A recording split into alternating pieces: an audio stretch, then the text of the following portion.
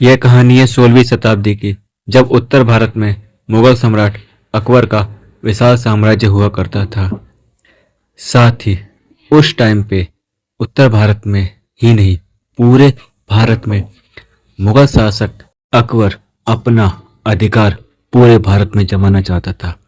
साथ ही दूसरी तरफ मेवाड़ के महाराजा महाराणा प्रताप एक ऐसे योद्धा थे जिन्होंने अकबर की अधीनता स्वीकार करने से मना कर दिया, लेकिन उनके साथ के और भी राजपूत राजाओं ने अकबर की अधीनता स्वीकार कर ली।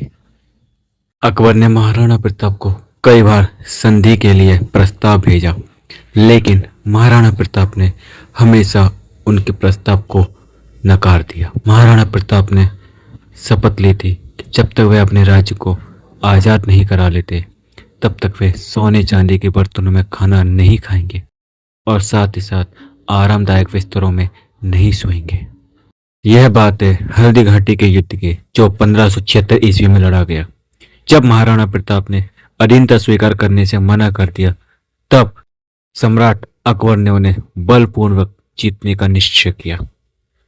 अकबर की सेना से नेतृत्व मान सिंह कर रहे थे, जो कि महाराणा प्रताप के रिश्तेदार भी हुआ करते थे।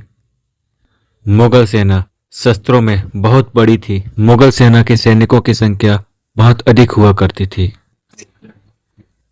वहीं दूसरी तरफ महाराणा प्रताप की सेना बहुत छोटी थी, लेकिन उनमें राजपूतों का शौर्य और गोरिल्ला युद्ध कौशल शामिल हुआ करता था।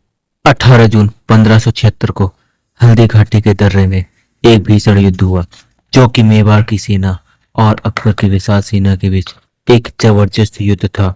युद्ध का सबसे रोमांचक हिस्सा महाराणा प्रताप का घोड़ा था, जिसका नाम चेतक था।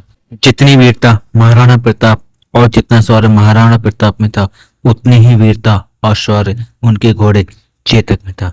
जब हल्दी घाटी का भीषण युद्ध हो रहा था, तब युद्ध के दौरान चेतक ने अपने स्वामी महाराणा प्रताप को सुरक्षित निकालने के लिए अद्भुत साहस दिखाया। उसके बाद चेतक ने अपने प्राण त्याग दिए। हालांकि हल्दी घाटी के युद्ध में महाराणा प्रताप की हार हुई, लेकिन महाराणा प्रताप ने अपनी हार नहीं मानी और उन्होंने अपने परिवार के साथ जंगल में रहकर घास की रोटियां खाकर मुगलों के खिलाफ गोरिल्ला युद्ध जारी रखा। उन्होंने कई वर्षों तक संघर्ष किया और अंत में मेवाड़ के अधिकांश हिस्सों को मुगल सेना से वापस छीन लिया। ये कहानी थी महाराणा प्रताप के शौर्य और उनके घोड़े चेतक के बलिदान की कहानी। इसी प्रकार की और भी ऐतिहासिक कहानियां सुनने के लिए हमारे चैनल को सब्सक्राइब कीजिए।